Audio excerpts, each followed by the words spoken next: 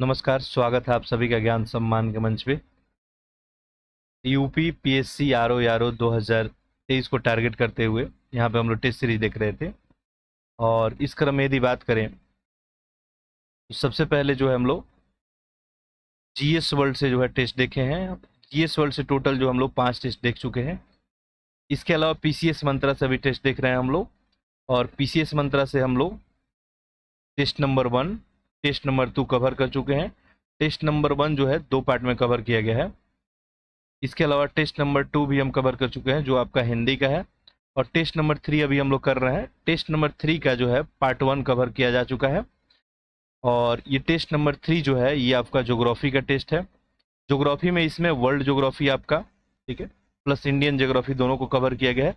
पिछला जो आपका टेस्ट रहा था इसमें वर्ल्ड ज्योग्राफी के मैक्सिमम क्वेश्चन रखे थे और साथ साथ मैपिंग वगैरह के भी क्वेश्चन थे। इसमें इंडियन ज्योग्राफी को भी ऐड किया गया है। तो आज जो हम लोग इसका टेस्ट देखने वाले हैं टेस्ट नंबर 3, और ये टेस्ट देख रहे हैं हम लोग पीसीएस मंत्रा से। और क्वेश्चन का कलेक्शन इसमें बेहतरीन है, बेहतर क्वेश्चन है। साथ ही साथ जो है यदि यूपी पीएससी आरओ के लिए के बात करें तो यहाँ पे एक मेंटरशिप प्रोग्राम जो है 1 अगस्त से जो है आपका स्टार्ट किया जा रहा है, 1 अगस्त 2023। ठीक है, इसका लिंक जो है आपका टेलीग्राम ग्रुप में दिया हुआ है और मैं डिस्क्रिप्शन बॉक्स में भी इसका लिंक प्रोवाइड कर देता हूँ। साथ साथ कमेंट बॉक्स में भी आपको इसका लिंक प्रोवाइड कर देता हूँ। तो जिनको भी ज्वाइन करना है जाके वहाँ से ज्वाइन कर लेंगे। ठीक है, इस मेंटरशिप प्रोग्राम में जो है बिल्कुल एक जो है नियोजित क्रमबद्ध तरीके से काम किया जाएगा। डेली जो है आपको होमवर्क दिया जाएगा, डेली आपको जो है टेस्ट होगा। यानी कहने का मतलब आपको टॉपिक कुछ दिया जाएगा और उसी टॉपिक से रिलेटेड जो है उसी शाम को रात में आपको टेस्ट होगा, सुबह में आपको टॉपिक प्रोवाइड कर दिया जाएगा। या मान लीजिए जैसे आपको 1 अगस्त है, ठीक है, तो 1 अगस्त को आपको टॉपिक दे दिया गया, 2 अगस्त को आपका टेस्ट हो जाएगा, फिर 2 अगस्त को टॉपिक दिया जाएगा, 3 को टेस्ट हो जाएगा। एक टॉपिक वाइज जो है वो आपका काम होगा। साथ साथ आपको जितना भी यूपी पीसीएस आरओ से रिलेटेड मटेरियल होगा सारा कुछ उस ग्रुप में आपको प्रोवाइड कर दिया जाएगा। उसके अलावा जो भी न्यूज़पेपर वगैरह है, मैगजीन है, करंट मैगजीन, वो भी सब सारा यहाँ पे प्रोवाइड, यानी ये कंप्लीट आपको तैयारी कराई जाएगी। बस काम आपको करना होगा, हम यहाँ से गाइड करते रहेंगे, आपको टॉपिक देंगे। साथ साथ उसी टॉपिक का उसी दिन, जैसे जिस दिन टेस्ट हो रहा है आपका उसका डिस्कशन भी किया जाएगा। और डिस्कशन कैसा होगा तो आपका गूगल मीट पे होगा। अब गूगल मीट पे डिस्कशन से ये फायदा है कि आप कोई भी अपना प्रश्न जो है डायरेक्टली वहाँ पे पूछ सकते हैं, कोई लिखने वगैरह का वहाँ झंझट है नहीं कि आपको टाइप करना है। ठीक है, तो वैसे में करके आप गूगल मीट पे जो है डेली अपना प्रश्न वगैरह रख सकते हैं। मान लीजिए आपको कोई टॉपिक दिया गया, कोई कंसेप्ट आपको समझ में नहीं आ रहा है, आप वो कंसेप्ट पूछ सकते हैं। ठीक है, तो इतना आप सभी के लिए हम यहाँ पे काम करने के लिए बिल्कुल तैयार हैं। तो आप सब जो है उत्सुकता के साथ उस ग्रुप में जुड़े, अधिक से अधिक लोगों को जो है इस चैनल को शेयर करें ताकि जो भी ज़रूरतमंद लोग हैं, देखिए जिनके पास बहुत ज़्यादा पैसे हैं या बहुत ही स्टेबल लोग हैं, बहुत ही बेसिक एजुकेशन अच्छा रहा है, वो तो एग्ज़ाम क्वालिफाई कर ही लेते हैं। प्रॉब्लम किनको होती है? जिनके पास उपलब्धता का अभाव है, गाइडेंस का अभाव है। ठीक है, तो वैसे में आप जो है ये चीज़, उनको इस चीज़ का कमी अनुभूति ना हो, वैसे में ये चैनल जो क्रिएट किया गया है। तो आप लोग इस चैनल को अधिक से अधिक शेयर करें। ठीक है, साथ ही साथ कोई भी आपका फीडबैक कमेंट होगा तो आप कमेंट बॉक्स में ज़रूर लिखेंगे। इसके अलावा भी पैरेलली यहाँ पे बीपीएससी 69 के लिए मेंटरशिप चल रहा है। ठीक है, यूपी पीसीएस जो है 2024 और यूपीएससी 2024, इन सब के लिए प्रोग्राम जो है आपको ये चलाया जाएगा। तो 1 अगस्त से जो है स्टार्ट हो जाएगा। तो जिनको भी आप जो भी पढ़ने वाले हैं उनमें ये लिंक को आप शेयर कर देंगे। बाकी चलिए, टेस्ट से देखिए फायदा क्या होता है। अब टेस्ट देने का भी औचित्य क्या है? हाँ बिल्कुल, इसका औचित्य है यदि आपको कुछ तथ्य पहले से आते हैं, बहुत अच्छी बात है, उसका रिवीजन हो जाएगा। नहीं आता है आप क्या करेंगे, वो चीज़ नया क्या कर लेंगे, सीख लेंगे। ठीक है, उसको याद कर लेंगे और अपने जो है कंसेप्ट को और ज़्यादा बेहतर बना लेंगे। ठीक है, चलिए, तो ऑलरेडी हम लोग इसमें जो है 70 क्वेश्चन कवर कर चुके थे। आज जो है 71 से स्टार्ट करते हैं। एक एक प्रश्न को ध्यान से देखेंगे। अच्छा, साथ पैरेलली जो है मेरे साथ प्रश्न अटेम्प्ट करने का भी कोशिश करेंगे। जब पीडीएफ वगैरह के लिए आप लोग जो है टेलीग्राम ग्रुप ज्वाइन कर लेंगे। देखिए, क्वेश्चन नंबर जो है 71 से अपने को स्टार्ट करना था। और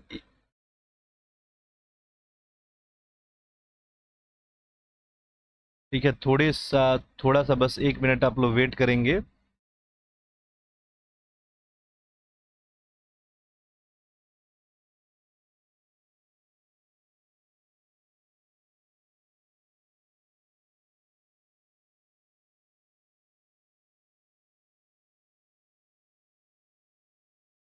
ओके, ठीक है। जैसा मैं बता रहा था कि पैरेलली मेरे साथ आप यदि मान लीजिए ज्योग्राफी पे किन्हीं का कमांड अच्छा है तो अटेम्प्ट करने का भी प्रयास करेंगे। देखिए पहला प्रश्न ये है, निम्न में से कौन सी जो जल संधि है भूमध्य सागर और अटलांटिक महासागर को जोड़ती है? चार ऑप्शन है आपके पास, डेनमार्क की जल संधि, जिब्राल्टर की जल संधि, नॉर्थ और डोबर। यहाँ पे भूमध्य को अटलांटिक महासागर से जोड़ने की बात है। यहाँ पे सही ऑप्शन आपका क्या हो जाएगा, जिब्राल्टर की संधि। ठीक है, और डेली जो है टेस्ट आपको 9 बजे सुबह में ये आपको मिलेगा। ठीक है, डेली सुबह 9 बजे आप लोग लाइव आ सकते हैं। ठीक है, सुबह 9 बजे, और लाइव आके पैरेलली मेरे साथ जो है क्वेश्चन को अटेम्प्ट कर सकते हैं। चलिए, तो क्लियर है, जिब्राल्टर की जो संधि है ये आपको भूमध्य सागर को अटलांटिक महासागर से जोड़ती है। अच्छा, ये जिब्राल्टर की जो जल संधि है ये स्पेन और मोरक्को को अलग करती है, ये भी बात याद रखेंगे, ये स्पेन और मोरक्को को अलग करती है। अच्छा, इसमें और भी है आपका, जैसे देखेंगे डोबर जल संधि है। अब देखिए एक प्रश्न में 3-4 प्रश्न आपको बनाए जा सकते हैं। डोबर जल संधि जो है इंग्लैंड और फ्रांस को अलग करती है। ठीक है, याद रखेंगे, डोबर जो है इंग्लैंड और फ्रांस को, जबकि इंग्लिश चैनल और उत्तरी सागर को जोड़ती है। ठीक है, डोबर जल संधि जो है आपका ये इंग्लिश जो है चैनल और जो है आपको उत्तरी सागर को जो है जोड़ती है, ये भी बात थोड़ा सा ध्यान रखेंगे।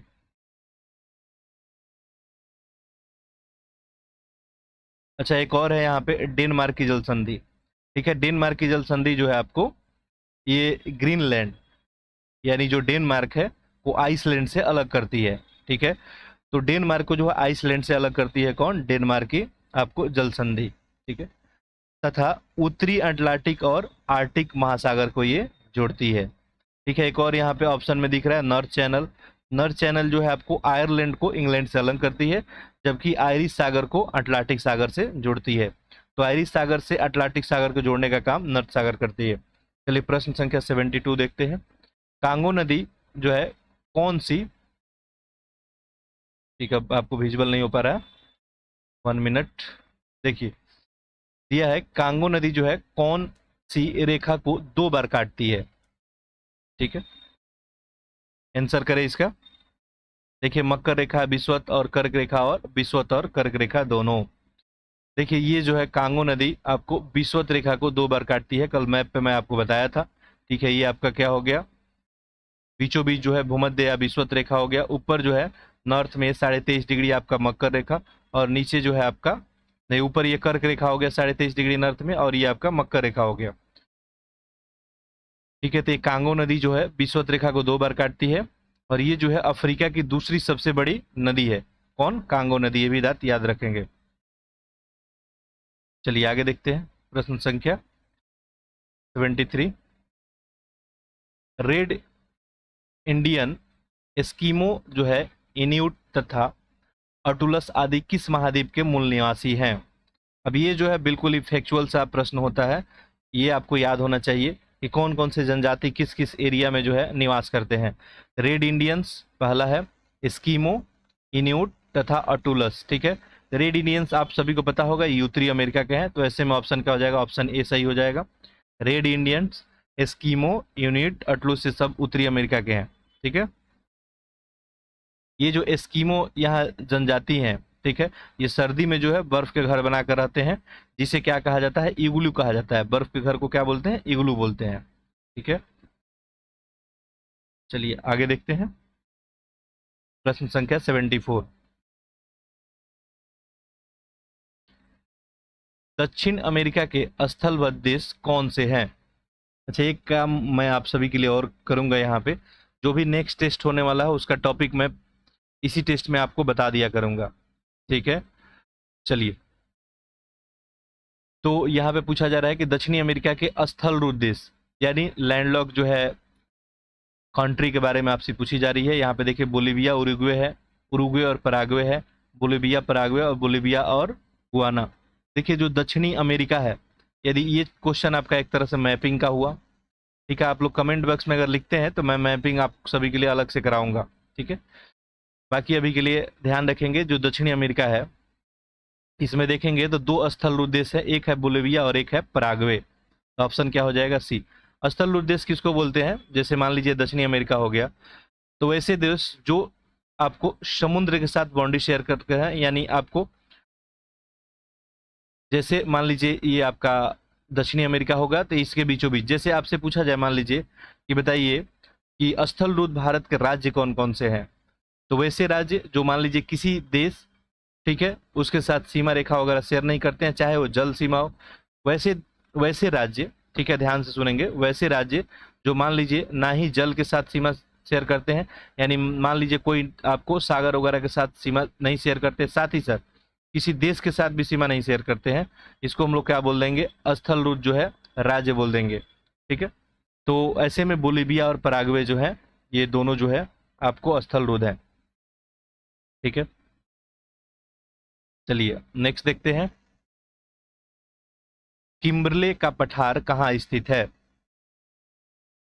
देखिए ऑस्ट्रेलिया, अफ्रीका, यूरोप, दक्षिणी अमेरिका, आंसर करें इसका। देखिए किम्बरले का जो पठार है, ठीक है, ये आपको उत्तर पश्चिम ऑस्ट्रेलिया में स्थित है, तो ऐसे में क्या हो जाएगा, ऑप्शन यहाँ पे ए हो जाएगा। और किम्बरले की खान जो है, अगर पूछ दे आपके किम्बरले की खान, तो वो दक्षिण अफ्रीका में स्थित है। ठीक है, ये किम्बरले का पठार है, किम्बरले का पठार ऑस्ट्रेलिया में, जबकि किम्बरले का खान कहाँ, दक्षिण अफ्रीका में, और वो जो है हीरो के लिए बहुत ज़्यादा प्रसिद्ध है। न्यूजीलैंड के उत्तरी द्वीप और दक्षिणी द्वीप को कौन सी जल संधि अलग करती है। ठीक, अब ऐसे प्रश्न भी एग्जाम में आपके खूब पूछे जाते हैं, तो देखिए इसका आंसर कीजिए। यहाँ पे क्या पूछा गया आपका, न्यूजीलैंड का जो है उत्तरी द्वीप और दक्षिणी द्वीप। ठीक है, यहाँ पे देखिए सही आंसर क्या बन जाएगा आपका, यहाँ पे टॉरस है, बास, कुक और हुडास, यहाँ पे ऑप्शन सी बन जाएगा, कुक। ठीक है, उत्तरी और दक्षिणी द्वीप को जो है कुक जल संधि जो है अलग करती है। साथ साथ एक और बात याद रखेंगे, ये कुक जल संधि है आपको, ये जो है दक्षिणी प्रशांत महासागर को तस्मान सागर से जोड़ती भी है। अगला देखिए, यहाँ पे देश है और उनका राजधानी है, यहाँ बताना कौन सा सुमेलित आपको नहीं है। ठीक है, देखिए Argentina, Buenos Aires, Peru, Lima, Venezuela, Caracas, chilli, Quito. ठीक है, देखिए चिल्ली की राजधानी जो है क्यूटो नहीं है, चिल्ली की राजधानी क्या है आपको, सेंटियागो है, तो ऐसे में ऑप्शन ही क्या हो गया, गलत हो गया, याद रखेंगे, सेंटियागो। बाकी सब कुछ यहाँ पे ऑप्शन जो है सही है। अच्छा, क्योटो जो है किसका राजधानी है, ये जो है इक्वाडोर का है, किसका है, इक्वाडोर। बाकी चिल्ली का क्या हो गया, सेंटियागो हो गया। बाकी Peru, Lima, Venezuela, Caracas, Argentina, Buenos Aires. अगला प्रश्न देखिए, निम्नलिखित में से किस देश के साथ भारत की सबसे कम सीमा संलग्न है। ठीक है, भारत के साथ सबसे कम सीमा संलग्न जो है, देखिए भारत के साथ अगर स्थलीय सीमा की बात करेंगे तो टोटल 7 देशों के साथ सीमा संलग्न है, इसमें सबसे कम पूछा जा रहा है, तो ऑप्शन क्या हो जाएगा यहाँ पे, म्यांमार। ठीक है, अगर पूछा जाता मान लीजिए कि भारत जो है सबसे ज्यादा सीमा किसके साथ शेयर कर रहा है, तो भारत जो है बांग्लादेश के साथ करता है, याद रखेंगे, और वो कितना है आपका, 4096.7 किलोमीटर। ठीक है, अब भारत के यदि मैप की बात करेंगे आप, यहाँ पे थोड़ा सा देख लीजिए, ये मान लीजिए आपका,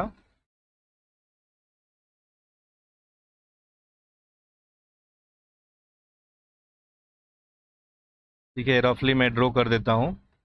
ठीक है, तो देखिए ये वाला जो आपको पर्सन दिख रहा है, ये वाला यहीं पे क्या है आपका, बांग्लादेश है, तो बांग्लादेश जो है भारत के साथ सबसे सीमा ज़्यादा शेयर करता है। म्यांमार कुछ आपको यहाँ पे पड़ता है, ये जो है सबसे कम सीमा आपको शेयर करता है। ठीक है, चलिए, खैर भारत के साथ सीमा कौन कौन शेयर करता है, तो देखिए एक तो बांग्लादेश हो गया, बांग्लादेश एक नंबर पे है, सबसे ज़्यादा सीमा यही शेयर करता है। दूसरे नंबर पे चीन, ठीक है, चीन के साथ भारत जो है 3488 किलोमीटर सीमा शेयर करता है। पाकिस्तान के साथ जो है भारत 3323 किलोमीटर।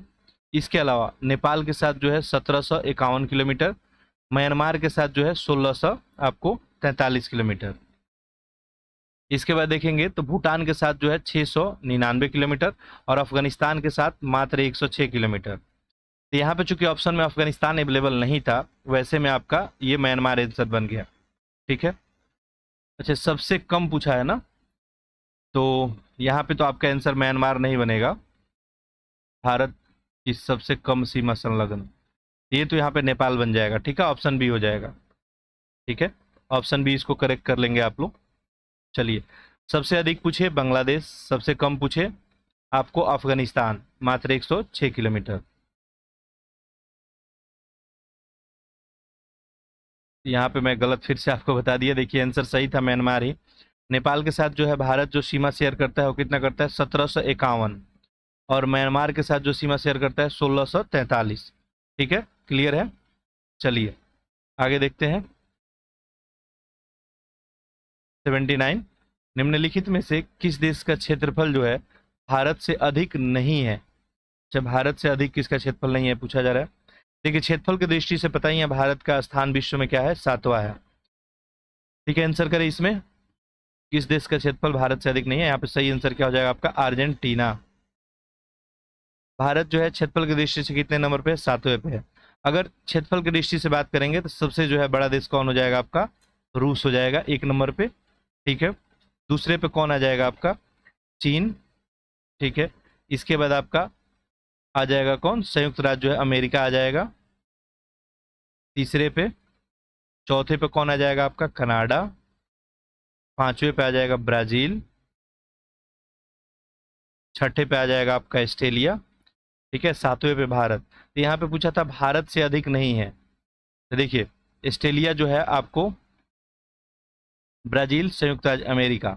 ऑस्ट्रेलिया भी भारत से अधिक है, ब्राजील भी है, अमेरिका भी है, अर्जेंटीना जो है भारत से अधिक नहीं है। ठीक है, यहाँ पे देख सकते हैं भारत से अधिक किसका किसका है, रूस, चीन, अमेरिका, कनाडा, ब्राजील और ऑस्ट्रेलिया। चलिए अगला प्रश्न देखते हैं, प्रश्न संख्या 80। तो देखिए प्रश्न हम लोग तो यहाँ पे ऐसे 140 ही एक सेट में डिस्कस कर रहे हैं, बट आपको फैक्ट इससे ज़्यादा सीखने को मिलेगा। उत्तर भारत के विशाल मैदान के संबंध में कौन सा कथन सही नहीं है। ठीक है, अब बात हो रही है उत्तर भारत की। ठीक है, यानी इस मैदान की बात हो रही है, ये उत्तर भारत जो है। देखिए पहला स्टेटमेंट देखिए यहाँ पे, भाबर क्षेत्र में नदियां भूमिगत होकर अदृश्य हो जाती है। तराई क्षेत्र में भाबर के दक्षिण में स्थित है। भादर क्षेत्र में बाढ़ का पानी प्रत्येक वर्ष जो है पहुंचता है। उत्तर भारत के मैदान की चौड़ाई पश्चिम से पूरब की ओर जाने पे बढ़ती जाती है, पश्चिम से पूरब की ओर। ठीक है, देखिए आंसर कीजिए। अच्छा, कुछ ये 87 पे हम आ गए, शायद कुछ प्रश्न यहाँ पे छूट गए, 79 था नहीं। ठीक है, हाँ कुछ प्रश्न और है। देखिए क्षेत्रफल के आधार पे सर्वाधिक विस्तृत केंद्र शासित प्रदेश कौन सा है। देखिए किसके आधार पे बताना है, क्षेत्रफल के आधार पे सबसे ज्यादा विस्तार किसका है। यहाँ पे अंडमान निकोबार है, जम्मू कश्मीर, लद्दाख और राष्ट्रीय राजधानी क्षेत्र। ठीक है, यहाँ पे सही ऑप्शन आप सभी को पता होगा, सही ऑप्शन क्या हो जाएगा, लद्दाख। क्षेत्रफल के आधार पे देखेंगे तो सबसे विस्तृत क्या है, लद्दाख है। ठीक है, इसका क्षेत्रफल देखेंगे तो आपका 59146 आपको स्क्वायर जो है किलोमीटर। ठीक है, दूसरे स्थान पे जम्मू कश्मीर है। ठीक है, चलिए अगला देखिए, जीरो लाइन जो है आपको किस राज्य की बांग्लादेश के साथ सीमा निर्धारित करती है। आंसर कीजिए। देखिए यहाँ पे त्रिपुरा, पश्चिम बंगाल, मिजोरम और असम है। ठीक है, तो यहाँ पे सही आंसर क्या हो जाएगा आपको, त्रिपुरा। भारत के 5 राज्य हैं, पश्चिम बंगाल, असम, मेघालय, त्रिपुरा और मिजोरम। ठीक है, ये जो है किसके साथ सीमा शेयर करते हैं, बांग्लादेश के साथ। ठीक है, जैसे देखिए ये अपना जो है, ये मान लीजिए भारत का मैप हो गया, तो यहाँ पे देखेंगे तो यही आपका बांग्लादेश है, ये वाला पर्सन। ठीक है, ये वाला पर्सन क्या है आपको, बांग्लादेश है। ये बांग्लादेश के साथ जो है कौन कौन सीमा शेयर करता है, तो आपको पश्चिम बंगाल हो गया, ठीक है, असम हो गया, आपको मेघालय हो गया, त्रिपुरा और मिजोरम हो गया। त्रिपुरा और बांग्लादेश के बीच जो है जीरो लाइन है। ठीक है, याद रखेंगे। चलिए अगला देखिए। अच्छा, अगली बार जब ज्योग्राफी का एक टेस्ट आएगा तो मैं कोशिश करूंगा कि मैक्सिमम मैप को यहाँ पे इंट्रोड्यूस कर दूं।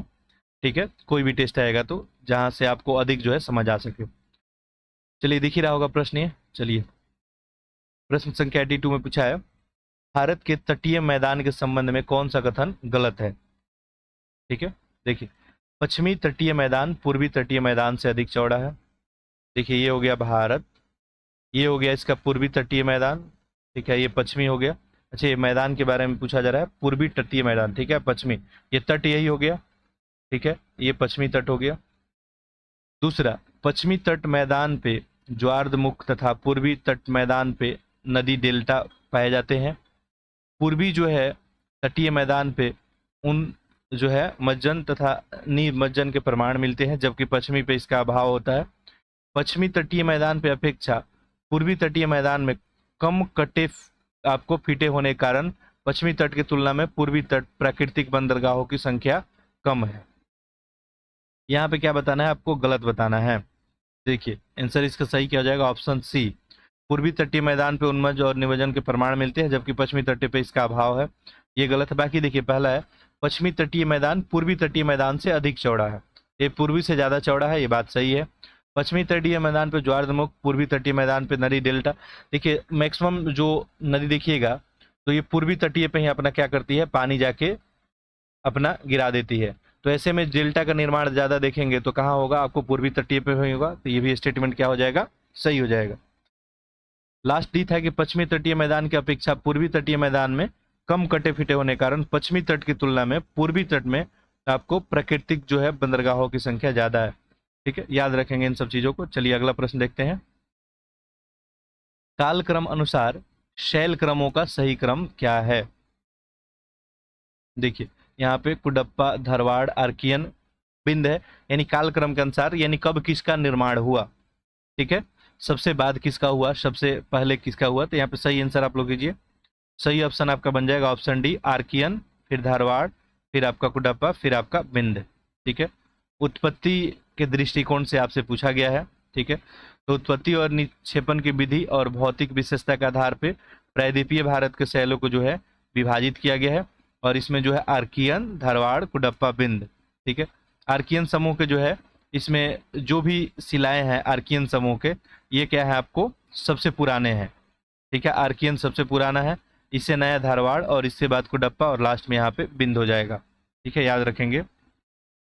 तो बिंद क्रम का चट्टान जो है उसका निर्माण सबसे बाद में हुआ है। प्रश्न संख्या 84 देखिए, निम्नलिखित में से कौन सा जो घास का मैदान है वो जम्मू कश्मीर में स्थित है। देखिए बुग्याल है, उखरुल है, खज्जर है, उपयुक्त में से कोई नहीं। ठीक है, देखिए बुग्याल, खज्जर और उखरू ये तो कोई अवेलेबल नहीं है, तो ऑप्शन यहाँ पे क्या बन जाएगा, डी। पैरेलली आप लोग आंसर करते रहिए। ठीक, देखिए ये जो बुग्याल है या पयाल है, ठीक है, ये जो कहाँ पे आपको ये बुग्याल जो है यहाँ पे कहाँ पे है पूछा जाएगा, याद रखेंगे। ये उत्तराखंड में है। ठीक है, उत्तराखंड में है, यहाँ पे यूके यूनाइटेड किंगडम नहीं है, उत्तराखंड है। ठीक है, जम्मू कश्मीर में जनरली जो है शीतोष्ण घास के मैदान पाए जाते हैं, और वहाँ पे एक आप लोग नाम सुने होंगे मर्ग। ठीक है, तो ये वहाँ पे पाया जाता है। ठीक है, याद रखेंगे। जबकि यहाँ पे दिया है खज्जर। ठीक है, ये घास का मैदान कहाँ आपको, हिमाचल प्रदेश में। ठीक है, हिमाचल प्रदेश में। और एक और बच गया यहाँ पे उखरुल। तो उखरुल घास का मैदान जो है ये मणिपुर में है। याद रखेंगे। अब देखिए यहाँ पे 3-4 प्रश्न हुआ, बस प्रश्न को चेंज करके पूछ देता आपको खज्जर कहाँ पे, तो आप बताए हिमाचल प्रदेश। बुग्याल जो है उत्तराखंड में। उत्तराखंड में जो है पयाल घास का मैदान भी पाया जाता है। चलिए अगला देखिए। इस लेक्चर को जो है आप लोग रिपीट करके एक आध बार देख लेंगे, आपको डाटा याद हो जाएगा। निम्नलिखित में से कौन सा सुमेलित नहीं है। ठीक है, गलत यहाँ ढूंढना है। खीरगंगा उत्तराखंड, अरावली महाराष्ट्र, अन्नी उड़ीसा, जकेरम मेघालय। ठीक है, ये जो आपको खीरगंगा जो है उष्ण जल स्रोत है, और ये आपको हिमाचल प्रदेश के जो है पर्वतीय घाट में स्थित है। तो ऐसे में तो ये गलत हो गया, आपको गलत ही ढूंढना था। ये कहाँ हो जाएगा, हिमाचल प्रदेश में। बाकी सब अरावली महाराष्ट्र हो गया, अन्नी उड़ीसा और जकेरम मेघालय सही है। ठीक है, अगला देखिए। अगला प्रश्न है, निम्नलिखित में से कौन सा सुमेलित नहीं है। ठीक है, यहाँ भी आपको गलत ही ढूंढना है। देखिए टाइमिर जम्मू कश्मीर, छोटी जो है सिगरी हिमाचल प्रदेश, जेम्मू जो है सिक्किम, नामिक जो है लद्दाख। ठीक है, ये जो नामिक आपका ग्लेशियर है ये आपको उत्तराखंड के कुमायूं गढ़वाल रेंज में है। तो ऐसे में क्या हो जाएगा, डी गलत हो जाएगा। ठीक है, ये उत्तराखंड के जो है आपको कुमायूं जो है रेंज में है ये नामिक ग्लेशियर। बाकी सब सही है यहाँ पे। ठीक है, चलिए 86 हो गया, 87 देखते हैं। ये प्रश्न है, उत्तर भारत के विशाल के मैदान, उत्तर भारत में जो विशाल मैदान है इसके संबंध में बताना था कौन सा सही नहीं है। ठीक है, देखिए यहाँ पे जो ऑप्शन क्या बन जाएगा आपका, डी बन जाएगा। इसका डिस्कशन थोड़ी देर पहले हम लोग किए थे। उत्तर भारत के मैदान की चौड़ाई पश्चिम से पूरब जाने पे बढ़ती है दिया है यहाँ पे, ठीक है। ये देखेंगे मैदान पश्चिम से पूरब जाने पे संकरा होती है, बढ़ती नहीं है, ठीक है। तो ऐसे में ये गलत हो जाएगा, ठीक है। बाकी सब यहाँ पे क्या है, सही है। 88 देखें, सूची 1 को सूची 2 से मिलाना है। भारत के जल प्रपात है और उनकी अवस्थिति है। चलिए ऑप्शन दिख नहीं रहा आप सभी को, अब दिख रहा होगा, ठीक है। आंसर करें इसको। अच्छा प्रश्न है, देखिए एक तरफ जलप्रपात एक तरफ अवस्थिति। यहाँ पे दूध सागर, दूध सागर कहाँ पे आपको, गोवा में। ए का कितना हो गया, 4। बरकाना जो है ये आपको कहाँ पे, कर्नाटक में। खंडधार, खंडधार जो हो गया आपका उड़ीसा में। और लास्ट में पलानी, ये जो हो गया हिमाचल में। तो 4 1 2 3, 4 1 2 3 ऑप्शन जो है आपको ए में दिख रहा है, ठीक है। क्लियर है, ये सब याद करने वाला प्रश्न है, इसमें ज़्यादा कुछ समझने का है नहीं। ये मान लीजिए जलप्रपात है तो है वहाँ पे, इसमें आप कुछ नहीं कर सकते हैं, ठीक है। सीधे आपसे पूछा जाए बताइए आप दूध सागर जलप्रपात कहाँ है, आप बताएंगे गोवा में है, ठीक है। चलिए अगला प्रश्न देखते हैं। निम्नलिखित में से कौन सा पर्वत जो है श्रृंखला हिमालय पर्वत श्रेणी में अवस्थित है, ठीक है। ये भी एक तरह से मान के चलिए, तो मैपिंग वगैरह का थोड़ा इन्फॉर्मेशन यहाँ पे मांग रहा है आपसे, ठीक है। बाकी हम यहाँ पे डिस्कस कर देते हैं। देखिए पूछा था कि हिमालय पर्वत श्रेणी में कौन, तो चूरिया मोरिया जो है पहाड़ी, टुंडवा श्रेणी, चोयू और कटचल, ठीक है। ये कटचल जो है आपको, ये तो हिमालय में नहीं है, ये कहाँ पे है, अंडमान एंड निकोबार में है, ठीक है। तो ऐसे में तो ये नहीं होगा, बाकी सारा जो है हिमालय में ही है। तो 1 2 3 आपका ऑप्शन बन जाएगा, ठीक है। चलिए ऑप्शन ए हो जाएगा। अगला देखिए, भारत के पूर्वी घाट श्रृंखला की उत्पत्ति किस काल में हुई है,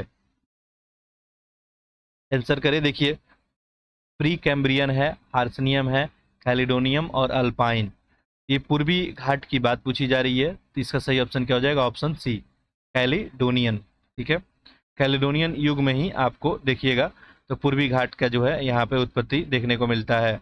जबकि प्री कैम्ब्रियन में देखेंगे तो प्री कैम्ब्रियन में आपको अरावली, ठीक है। यानी अरावली जो है बहुत पुरानी पर्वत जो है श्रृंखला है अरावली। अरावली जो है अपने ऊंचाइयों को दिन पर दिन खोते जा रहा है और ये अपने जो है वृद्ध अवस्था में आ गया है, ठीक है। तो अरावली का निर्माण कब हुआ है, प्री कैम्ब्रियन में। ये भी याद रखेंगे, ये भी प्रश्न आपसे पूछा जा सकता है, ठीक है। जबकि हसियन जो है युग में आपको विंध्य, ये जो विंध्य वाली पहाड़ी है ये आपको हसियन में, ठीक है। और अल्पाइन की बात करेंगे, ठीक है।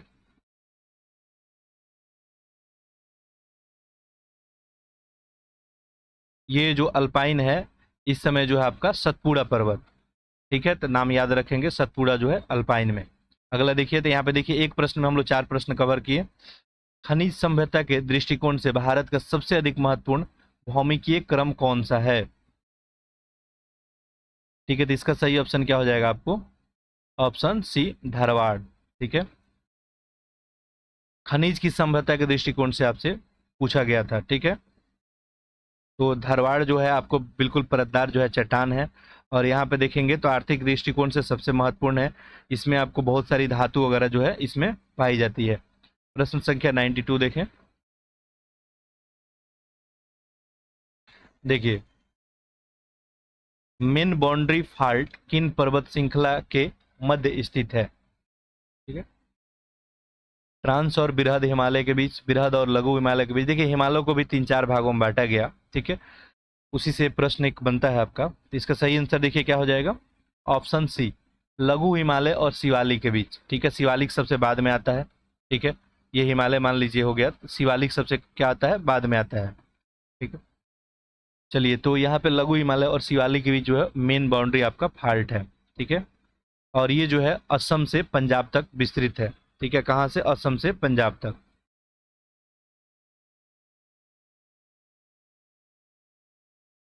अच्छा एक और प्रश्न यहाँ से आपसे पूछा जा सकता था कि बताइए कि मेन जो है सेंट्रल थ्रस्ट की स्थिति क्या है, तो वहां पे आप करते बृहद हिमालय और लघु हिमालय, ठीक है। यही सेम आपसे प्रश्न रहता, मेन जो है आपको बाउंड्री थ्रस्ट, तब आपका आंसर हो जाता है बृहद और लघु हिमालय। अगला प्रश्न देखिए, निम्नलिखित में से कौन सा पठार जो है छोटा नागपुर पठार का हिस्सा नहीं है, ठीक है। आंसर करें इसका, रांची के पठार है, देवगढ़ का पठार, पलामू उच्च भूमि, हजारीबाग का पठार। कौन सा पठार जो है छोटा नागपुर पठार का हिस्सा नहीं है, ये पूछा गया। ठीक है, सही आंसर इसका ऑप्शन क्या बन जाएगा, बी, देवगढ़ का पठार। ठीक है, देवगढ़ का पठार जो है आपको विंध्याचल, आपको बघेलखंड पठार का हिस्सा है, जबकि सारा जो है छोटा नागपुर का हिस्सा है। जैसे रांची का पठार देखें, पलामू देखेंगे, हजारीबाग, ये सब क्या है, आपको छोटा नागपुर का हिस्सा है। अगला प्रश्न देखिए, निम्न में से कौन सा कथन जो है असत्य है, यानी गलत कथन कौन सा है पूछा गया है।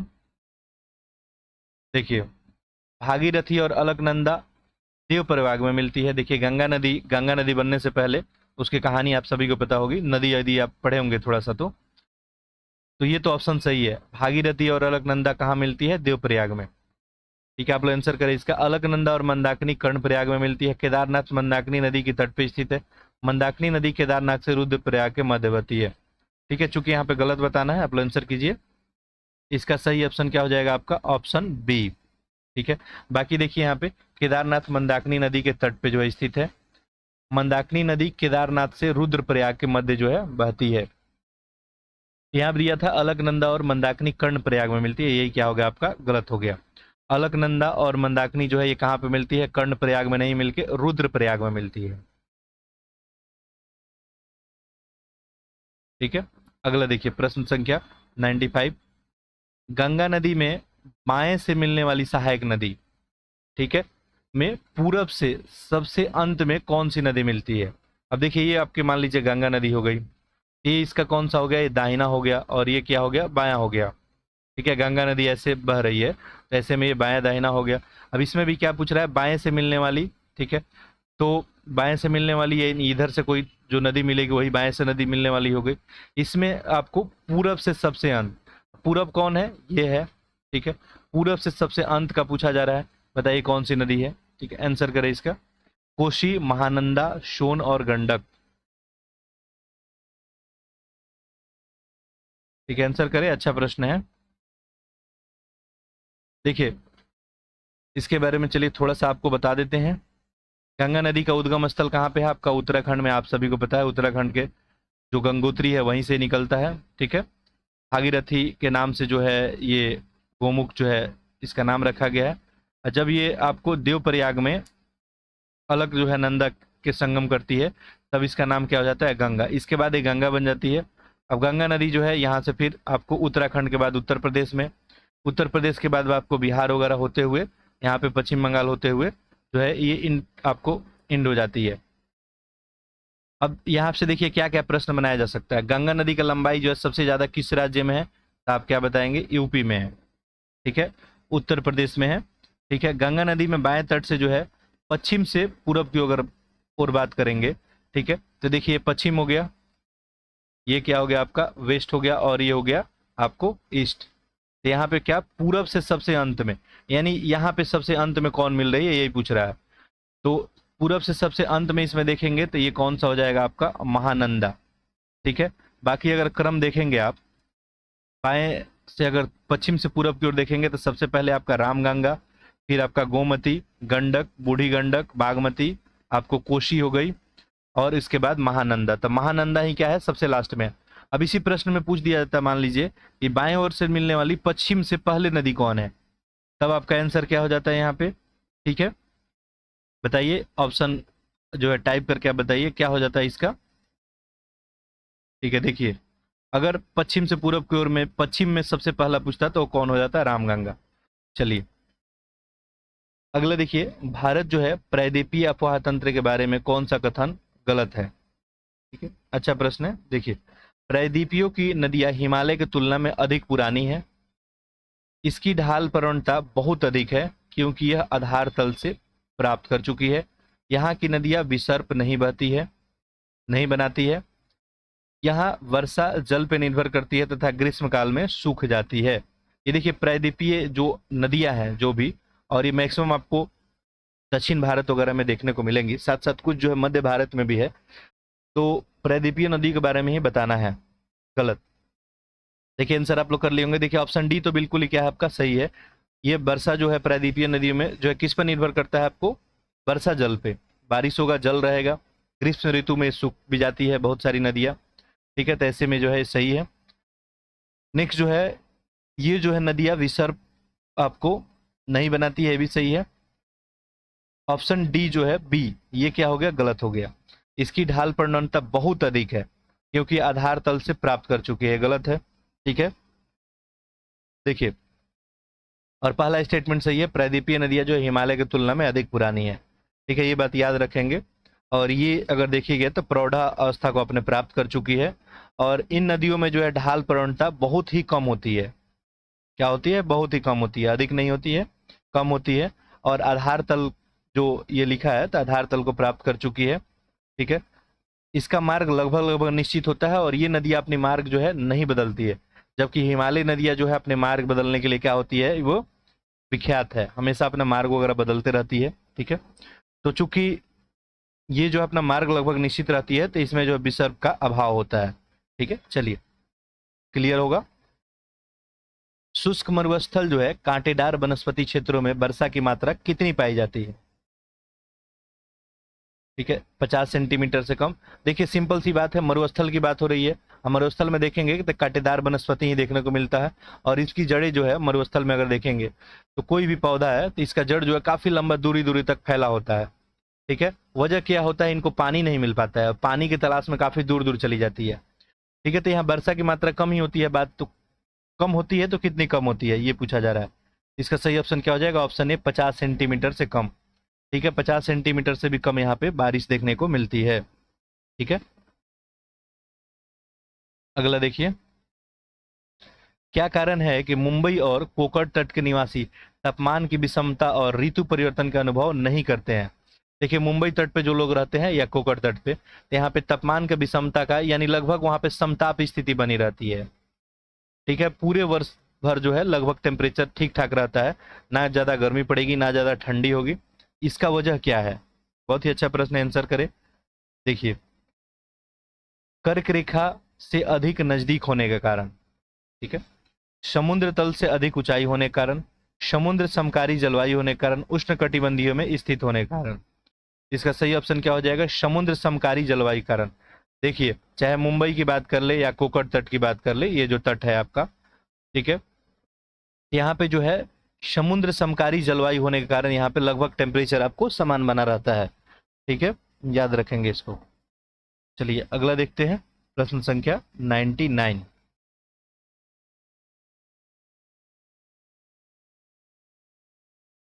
देखिए, यहाँ पूछा गया है, भारत किस जलवायु कटिबंध में स्थित है? तो आसान सा प्रश्न है आपके लिए, आंसर कर लेंगे आप इसका। ठीक है, आंसर कीजिए। केवल शीतोष्ण में, केवल उष्ण में, शीतोष्ण और उष्ण दोनों में। देखिए, ये हो गया आपका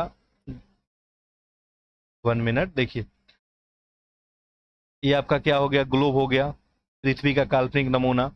ठीक है, ये आपका 0 डिग्री लाइन हो गया, कौन सा, भूमध्य रेखा। अब भारत की स्थिति तो आपको पता ही है। ठीक है, ये हो गया 23 डिग्री लाइन, भारत की स्थिति कुछ ऐसी है। तो भारत तो केवल आपको शीतोष्ण में हो नहीं सकता है, केवल उष्ण में भी नहीं हो सकता है, दोनों का लाभ यहाँ मिलता है। तो ऑप्शन ए, ऑप्शन बी तो गलत हो जाएगा। ठीक है, आप भूमध्य रेखा के आसपास रहेंगे तो उष्ण में रहेंगे। ठीक है, तो ऐसे में जो है ऑप्शन ए ऑप्शन बी तो होगा नहीं, क्योंकि केवल केवल वर्ड यहाँ पे लगाया हुआ है, शीतोष्ण और उष्ण दोनों कटिबंध में, यही क्या हो जाएगा, सही ऑप्शन हो जाएगा। क्लियर है, तो भारत में सारे तरह के यहाँ पे आपको स्थितियां देखने को मिलती है। चूंकि कर्क रेखा जो है भारत के पश्चिम से पूर्व दिशा के मध्य से गुजरती है, और ऐसे में यहाँ पे देखिएगा तो उत्तर में जो है कर्क रेखा के जो उत्तर में कौन हो जाएगा, जैसे मान लीजिए ये इंडिया हो गया, यहाँ से कर्क रेखा गुजरा, तो कर्क रेखा के उत्तर में क्या होता है आपको, शीतोष्ण होता है, जबकि दक्षिण में क्या होता है आपका, उष्ण कटिबंधीय होता है। और उष्ण कटिबंधीय जो है भूमध्य रेखा से अधिक निकट होने के कारण यहाँ पे बारिश वगैरह भी खूब ज्यादा होती है। ठीक है, तो आपको पता ही है, ये आपको अगर साउथ इंडिया में बात करेंगे तो वहाँ बारिश वगैरह खूब देखने को मिलती है। ठीक है, चलिए अगला प्रश्न देखिए, प्रश्न संख्या 100। अत्यधिक तीव्र गति से चलने वाले पवन प्रवाह या जेट स्ट्रीम वायुमंडल का कौन सा मंडल में पाए जाते हैं, जो काफी तेजी में जो है स्पीड में चलते हैं? ठीक है, देखिए, क्षोभ मंडल में, समताप में, मध्य मंडल में या आयन मंडल में। इसका सही आंसर क्या हो जाएगा, क्षोभ मंडल। ठीक है, अत्यधिक तीव्र गति से जो पवन का प्रवाह होता है, इसे जेट स्ट्रीम के नाम से भी हम लोग जानते हैं, जेट स्ट्रीम वायुमंडल के ये क्षोभ मंडल में पाया जाता है। यहाँ पे देखेंगे तो ये वायु का जो है धारा लगभग 150 किलोमीटर चौड़ी और 2 से 3 किलोमीटर मोटी संक्रमण जो है पेटी में प्रवाहित होती है। और इनकी गति की बात करेंगे तो 150 से 200 किलोमीटर प्रति घंटा होता है। ठीक है, कितना? 150 से 200। चलिए अगला देखते हैं। शीतकाल में सूर्य जो है किस तिथि को मकर रेखा पे लंबवत चमकता है? ठीक है, ये हो गया आपका भूमध्य रेखा, ये कौन सा हो गया? मकर, और ये हो गया कर्क। ये 23.5 डिग्री नॉर्थ है, 23.5 डिग्री साउथ। यहाँ पे पूछा गया कि शीतकाल में मकर रेखा का लंबवत कब चमकता है? ठीक है, आंसर करें।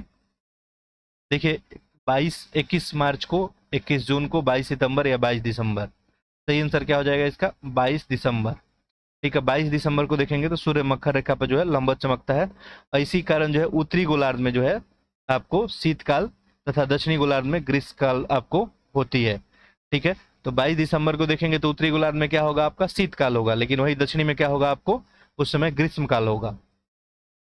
ठीक है, चलिए अगला प्रश्न देखते हैं। उत्तर पश्चिम भारत में, ठीक है, उत्तर पश्चिम भारत में शीत ऋतु में वर्षा जो है किस कारण होती है? अब उत्तर पश्चिम भारत आप सभी को समझ में आ ही रहा होगा। ठीक है, ये मान लीजिए आपका, ये अपना इंडिया हो गया। इसमें उत्तर पश्चिम क्या हो जाएगा? ये उत्तर हो गया आपका और ये पश्चिम हो गया। ये उत्तर पश्चिम में जो बारिश होती है आपको, ठीक है, ये शीत ऋतु में जो होती है, इसका वजह क्या है? ठीक है, ठीक है, आंसर करिए आप लोग।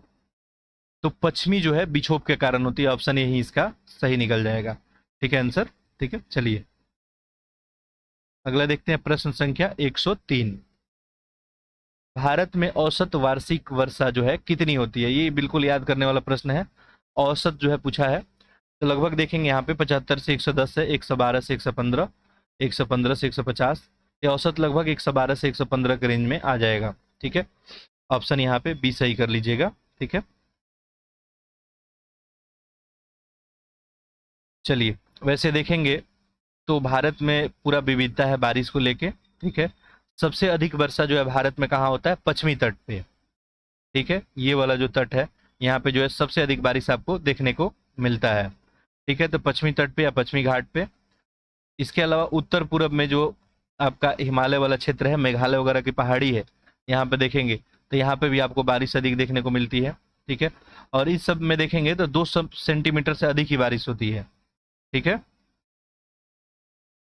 और इसी में देखेंगे खासी और जयंती पहाड़ी है, वहां पे तो कुछ जगह 1000 सेंटीमीटर से ज्यादा बारिश होती है। ठीक है, चलिए आगे देखते हैं। कौन सा मिट्टी के सूखने पे गहरी दरारें उत्पन्न हो जाती है? मिट्टी जब सूखता है तो वहां पे दरार लग जाता है, वो मिट्टी कौन सी है? देखिए जलोढ़ है, लाल है, लेटराइट या काली मिट्टी। इसका सही ऑप्शन क्या हो जाएगा? ऑप्शन डी, काली मिट्टी। ठीक है, जो काली मिट्टी होती है, इसमें जल धारण जो है करने की क्षमता क्या होती है? अधिक होती है। ये जल जो है संतृप्त होने पे बहुत जो है चिपचिपा हो जाती है, और सूखने पे इसमें क्या होता है? दरार वगैरह आपको दिखने को मिलता है। ठीक है, चलिए आगे बढ़ते हैं। अच्छा, और बात याद रखेंगे एक आध, ये काली मिट्टी जो है किसके लिए जो है प्रसिद्ध है? तो अच्छा, काली मिट्टी को जो है रेगूर, करेल काली, कपास मिट्टी के नाम से भी जानते हैं, पहली बात। और काली मिट्टी का क्षेत्र अगर देखेंगे तो आपको महाराष्ट्र में सबसे ज़्यादा, और उसके बाद मध्य प्रदेश के पश्चिमी भाग में, कुछ गुजरात, राजस्थान, आंध्र प्रदेश, कर्नाटक, तमिल और उत्तर प्रदेश के जो है दक्कन लावा बेसाल्ट में देखने को मिलता है। काली मिट्टी में देखेंगे तो आपको लोहा, चूना, कैल्शियम, ये सब जो है इसकी प्रधानता होती है। साथ साथ इसमें नाइट्रोजन और फास्फोरस तथा जैविक जो है पदार्थों की यहाँ पे कमी पाई जाती है। अगला देखिए, मिट्टी के कौन से स्तर को जल संचयन क्षेत्र कहा जाता है? देखिए मिट्टी के जो है 3 स्तर होता है। ऊपरी स्तर को ए बोलते हैं, ठीक है, और सबसे ऊपर स्तर। अब देखिए यहाँ पे पूछा है कि कौन से स्तर में जल स्तर जो है संचयित होता है। यहाँ पे सही आंसर क्या हो जाएगा इसका? ऑप्शन सी, यानी स्तर बी में। ठीक है, आगे देखिए, वहीं पे जल संचयन होता है। निम्न कथनों विचार कीजिए और बताइए कि कौन सा इसमें सही है। हिमालय में ऊंचाई पे जाने पे वनों के प्रकार बदलते जाते हैं। हिमालय पे 1500 मीटर की ऊंचाई तक सदाबहार वन पाए जाते हैं। यहाँ पे क्या बताना है, कौन सा सही है? ठीक है, देखिए हिमालय की ऊंचाई पे जाइएगा तो वनों का प्रकार अलग होते जाएगा, ये बात भी सही है। 1500 मीटर की ऊंचाई पे जाएंगे तो सदाबहार आपको वन जो है मिलेगा। तो ऐसे में ऑप्शन क्या बन जाएगा? सी। अगला प्रश्न देखिए, प्रश्न संख्या 107।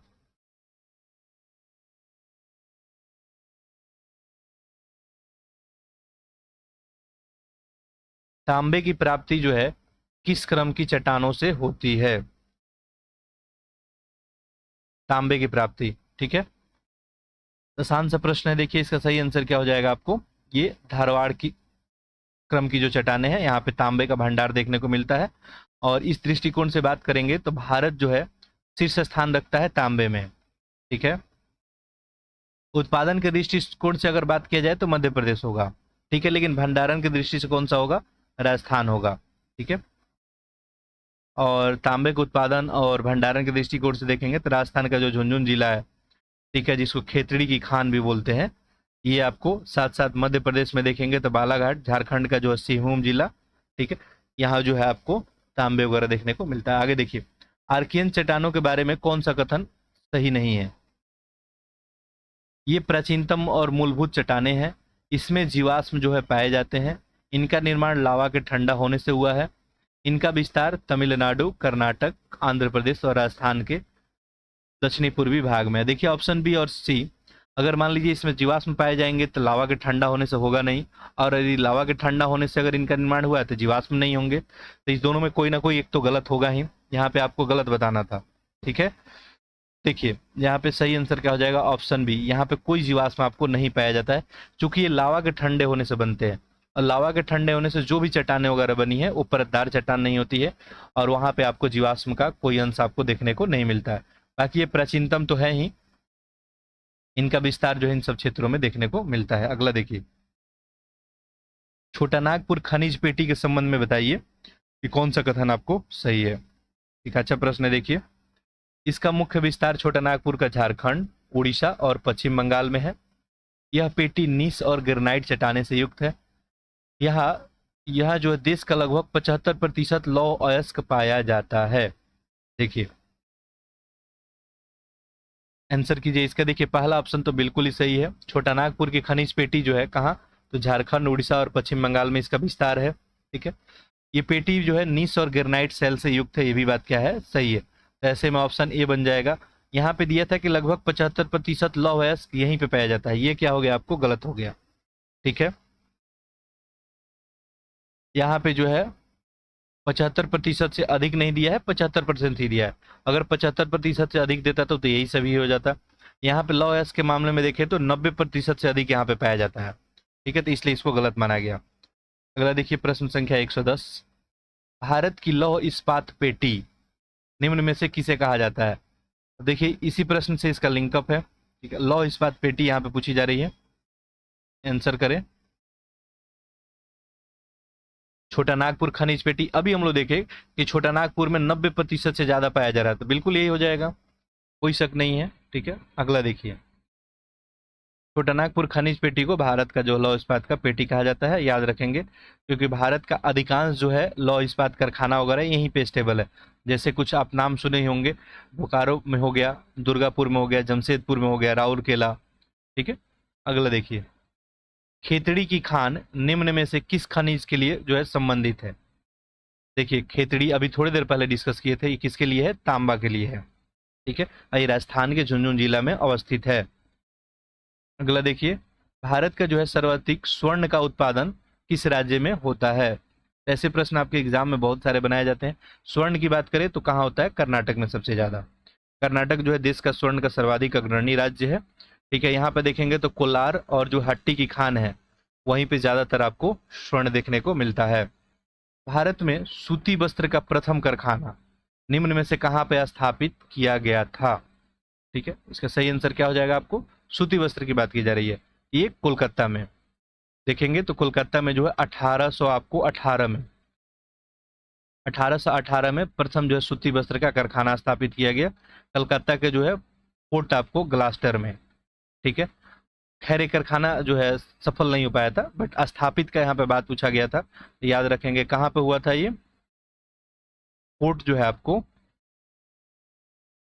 ग्लास्टर में। प्रश्न संख्या 113 हो गया। 114 देखते हैं। देखिए पूछा है हिंडाल्को की स्थापना किस देश के जो है सहयोग से की गई थी? हिंडाल्को का मीनिंग क्या हो गया यहाँ पे देखिए, तो हिंदुस्तान जो है आपको एल्युमिनियम आपको कंपनी, ये जो है फ्रांस, सोवियत संघ, यूएसए। देखिए इसका सही आंसर क्या हो जाएगा, यूएसए। यूएसए की मदद से जो है हिंडाल्को यहाँ पे स्थापित किया गया था। ठीक है, उत्तर प्रदेश के रेणुकूट में किया गया था और ये देश में जो है अग्रणी एल्युमिनियम उत्पादन कंपनी है हिंडाल्को। ठीक है, एल्युमिनियम के लिए। विश्व प्रसिद्ध अंगोरा ऊन जो है निम्न में से किससे प्राप्त किया जाता है? अंगोरा ऊन, बहुत ही आसान सा प्रश्न है। देखिए, अंगोरा ऊन जो है ये विश्व स्तरीय ऊन है और इसमें देखेंगे तो भेड़ है, बकरी है, ये खरगोश से पाया जाता है। ठीक है, जबकि देखेंगे बकरी से जो है कौन सा ऊन पाया जाता है? तो ये पश्मीना, नाम सुने होंगे आप सभी इसका। ठीक है, तो याद रखेंगे। राजस्थान जो है अग्रणी ऊन उत्पादक राज्य है। अगला देखिए, देश का पहला सुपर फास्फेट संयंत्र निम्न में से कहाँ स्थापित किया गया था? ठीक है, देश का पहला गांधीनगर में, पुडुचेरी, रानीपेट में।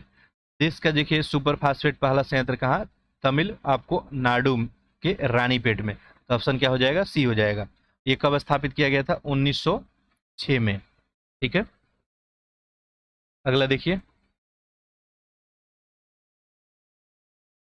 नेपानगर निम्न में से किसके उत्पादन के लिए प्रसिद्ध है? सीमेंट, दवाई, पेट्रो रसायन, अखबारी कागज। तो बिल्कुल सही है, यहाँ पे अखबारी जो है कागज, ये नेपानगर इसके लिए प्रसिद्ध है। और ये नेपानगर कहाँ पे है आपको? तो मध्य प्रदेश में है। ठीक है, मध्य प्रदेश में है और ये जो है याद रखेंगे अखबारी कागज के लिए प्रसिद्ध है। एक और बात याद रखेंगे, मध्य प्रदेश से आपको, मध्य प्रदेश में होशंगाबाद जो है नोट छापने के, कागज बनाने के लिए वहां पे कारखाना वगैरह है। प्रधानमंत्री ग्राम सड़क योजना के अंतर्गत गांवों को जोड़ने के लिए कितनी जनसंख्या का आधार बनाया गया?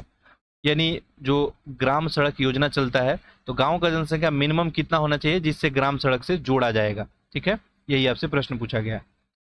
मैदानी इलाकों में 1000, पहाड़ी इलाकों में 500, मरुस्थलीय में 250। बताना है कौन सा सही है। बहुत ही अच्छा प्रश्न, आंसर करें। देखिए, मैदानी इलाकों में जो है, अच्छा सबसे पहली बात कि ये ग्राम सड़क योजना है, ये कब आई है? ये इसकी शुरुआत हुई 2000 में। ठीक है, याद रखेंगे एक बात। और इसमें गांव को जो है परस्पर जोड़ने के लिए मैदानी क्षेत्र में जनसंख्या की बात की गई कि 1000 जहां जनसंख्या होगा उसको जोड़ा जाएगा, पहाड़ी इलाकों में जो है 500 और मरुस्थलीय में जो है 200।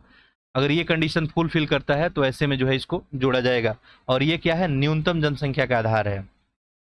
ठीक है, तो ये न्यूनतम है, अब इससे ज्यादा हो तो कोई दिक्कत है नहीं, लेकिन मान लीजिए अगर मैदानी इलाकों में अगर 500 है तो वैसे कंडीशन में वो नहीं जोड़ा जाएगा उसको। ठीक है, तो यहाँ पे ऑप्शन क्या बनेगा? डी बनेगा। नेक्स्ट प्रश्न देखिए, राष्ट्रीय हरित राजमार्ग नीति कब जारी की गई? 14, 15 है, 2017 या 18? इसका सही आंसर क्या हो जाएगा?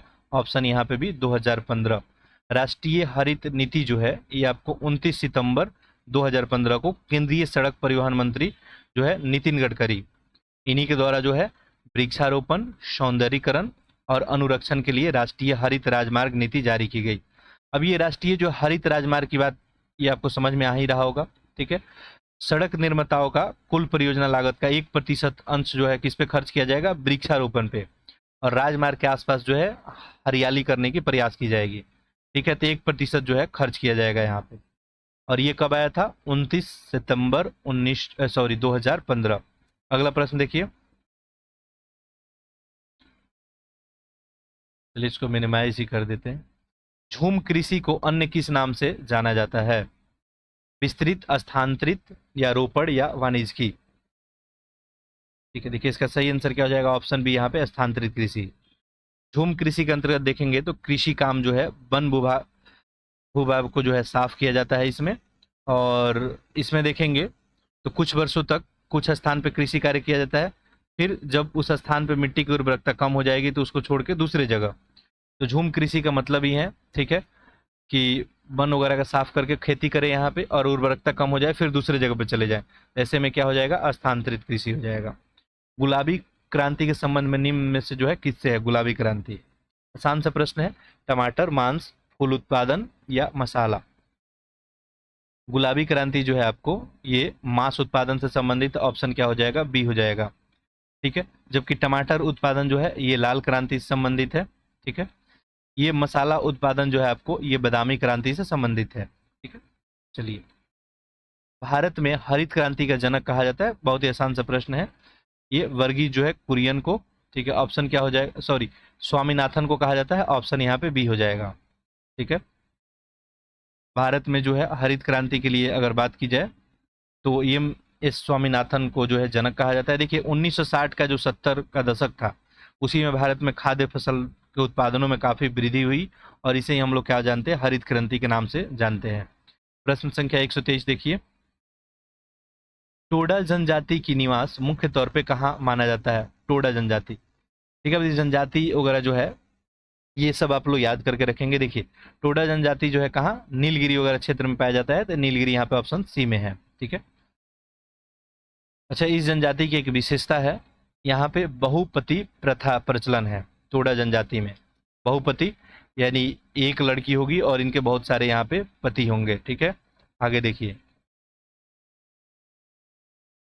जौनसारी निम्न में से किस राज्य की जनजाति है? ठीक है, जौनसारी।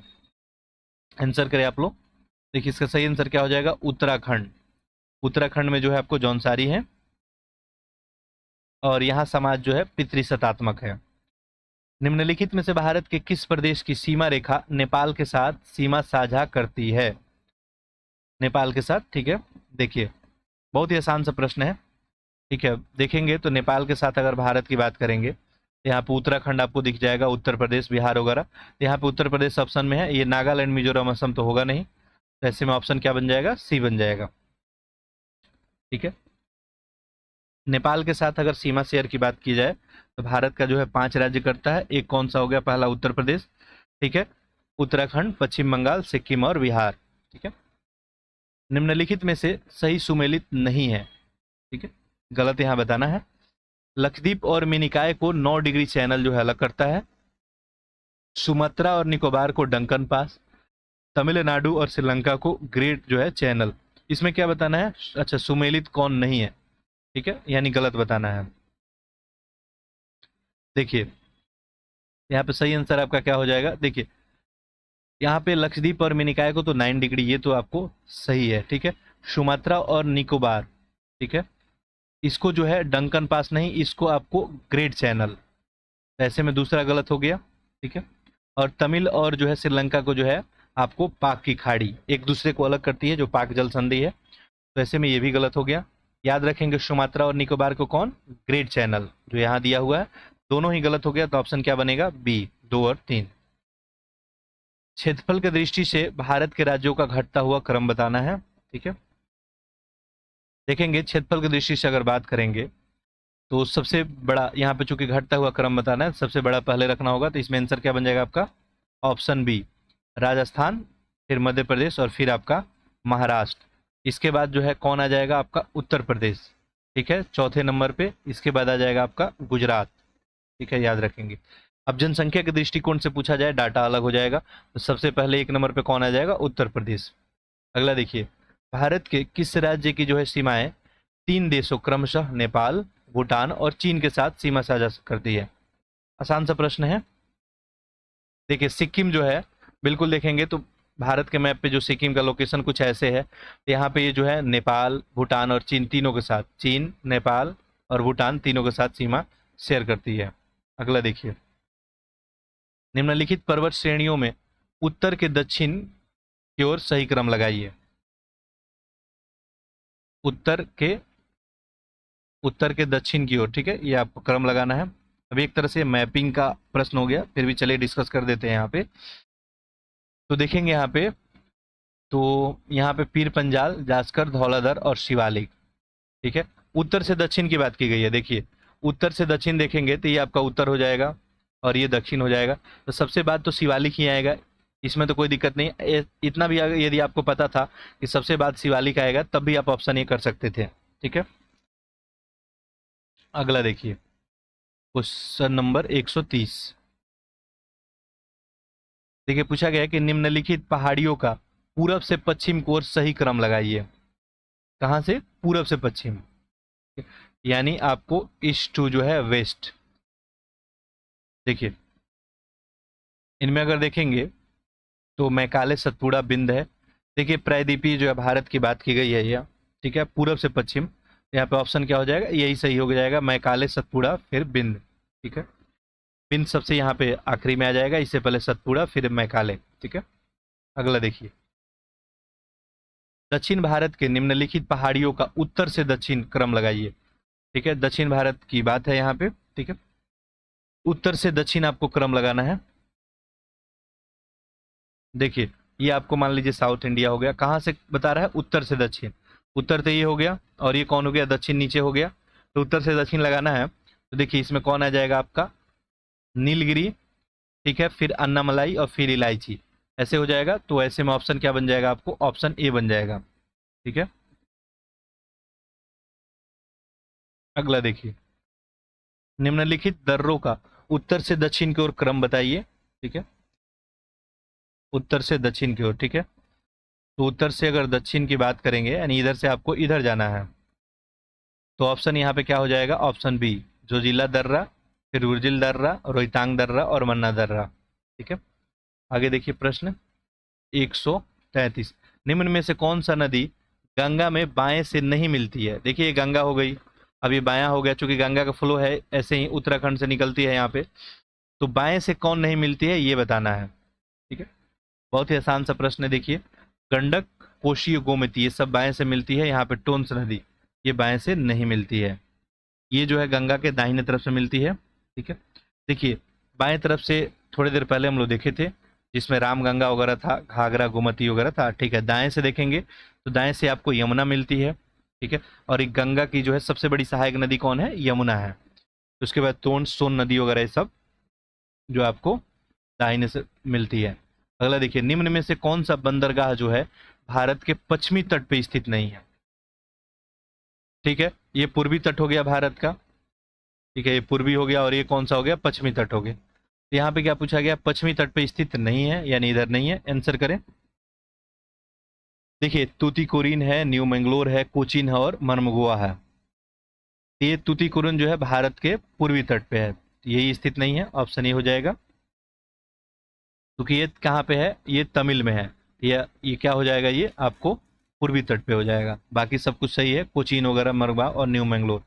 अगला देखिए, प्रायद्वीपीय भारत में पूरब दिशा में बहने वाली नदियों का उत्तर से दक्षिण की ओर सही क्रम बताइए। देखिए, प्रायद्वीपीय भारत की बात की गई है, यानी आ जाइए आप कहाँ पे, साउथ इंडिया में, यही प्रायद्वीपीय भारत है। नदी से तीन ओर से घेरा हुआ क्षेत्र प्रायद्वीप कहलाता है। प्रायद्वीपीय भारत की बात पूछ रही है, और यहाँ पे क्या पूछा जा रहा है, बहने वाली नदियों का उत्तर से दक्षिण। ठीक है, उत्तर से दक्षिण आपको सही क्रम लगाना है, यानी पहले कौन सी नदी है, फिर कौन सी है, फिर कौन सी, फिर कौन, ये उत्तर से दक्षिण यही सीक्वेंस होगा। ठीक है, आंसर करें अब आप। ठीक, इसका देखिए सही उत्तर क्या हो जाएगा आपका, पहले महानदी, गोदावरी, कृष्णा और कावेरी। कावेरी सबसे लास्ट में आ जाएंगी। ठीक है, चलिए,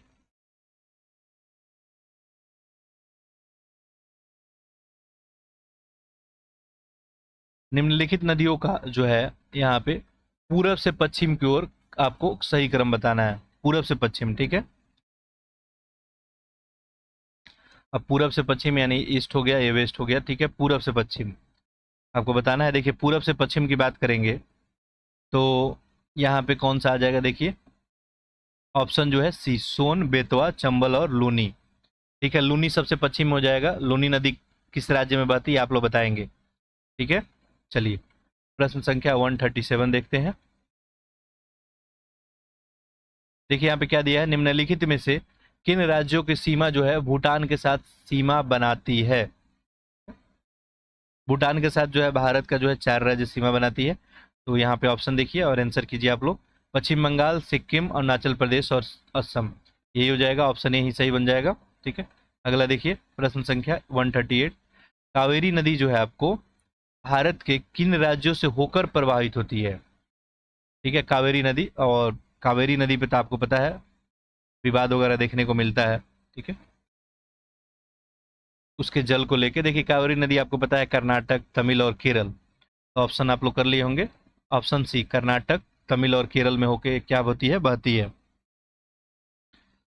और इसके प्रवाह क्षेत्र वाला जो क्षेत्र होता है उसको राइस बाउल ऑफ इंडिया भी कहा जाता है। ठीक है, अच्छा इसका उद्गम कौन सा है, तो इसका उद्गम कर्नाटक के ब्रह्मगिरी पहाड़ी से होता है, ये भी बात थोड़ा सा याद रखेंगे। अगला देखिए, हिमालय जो है पर्वत श्रृंखला की कौन सी श्रेणी सबसे दक्षिण में स्थित है? देखिए, अब ये भी आपके लिए प्रश्न जो है आसान ही है, ठीक है। इनमें सबसे दक्षिण में आपसे पूछा गया है। देखिए, अगर हिमालय की बात करेंगे, ये आपका इंडिया हो गया, ठीक है। यहीं पे जो है हिमालय का विस्तार कहाँ देखने को मिलता है आपको? ये वाले क्षेत्र में, ठीक है, यहीं हिमालय का विस्तार देखने को मिलता है। अब इसमें क्या पूछा गया है कि सबसे दक्षिण में, दक्षिण करने का मतलब उत्तर सबसे ऊपर हो जाएगा। ये मान लीजिए एक यहाँ पे, चलिए इसको मैं फिर से आपको बना देता हूँ, ठीक है। ये मान लीजिए हिमालय हो गया, ठीक है। तो सबसे दक्षिण में पूछा गया है, यानी दक्षिण का मतलब सबसे उत्तर वाला सबसे ऊपर हो जाएगा और दक्षिण वाला सबसे नीचे हो जाएगा। तो सबसे नीचे कौन सा है? शिवालिक है, क्लियर है। तो ऑप्शन क्या बन जाएगा? डी बन जाएगा। चलिए अगला देखिए, नेपाल जो है हिमालय की किन नदियों के बीच स्थित है? नेपाल जो है हिमालय के किन नदियों, काफी आसान सा प्रश्न है। हिमालय में देखेंगे तो यहाँ पे काली और तीस्ता नदी के मध्य नेपाल स्थित है, ठीक है। अच्छा, यहाँ पे सतलज और सिंधु, ठीक है, सतलज और सिंधु के बीच कौन स्थित है? सतलज और सिंधु के बीच में याद रखेंगे पंजाब स्थित है, ठीक है। यहाँ पे दिया है तीस्ता और दिहांग, ठीक है। तीस्ता और दिहांग के बीच कौन स्थित है? आपका असम है। और सतलज और काली, सतलज और जो है आपको काली के बीच जो है कुमाऊं हिमालय, ठीक। चलिए, तो 140 प्रश्न हम लोग फिनिश किए। इसका पार्ट 1 ऑलरेडी जो है कंप्लीट कर चुके थे। ये पार्ट 2 था ज्योग्राफी के ऊपर। काफी बेहतरीन सा टेस्ट था, आपको उम्मीद करते हैं बहुत सारा चीज सीखने को मिला होगा। तो लेक्चर को आप लोग जो है अधिक से अधिक शेयर कर दे। देखिए, हमारे पास कोई अपना टीम वगैरह नहीं है, चाहे डिजिटल मैं बात कर लूँ या किसी तरह का कोई टीम नहीं है। जो भी है हमारे कंटेक्ट में आप ही सब हैं। तो आप सभी जो है अधिक से अधिक बच्चों तक जो है पहुंचाने का प्रयास करें।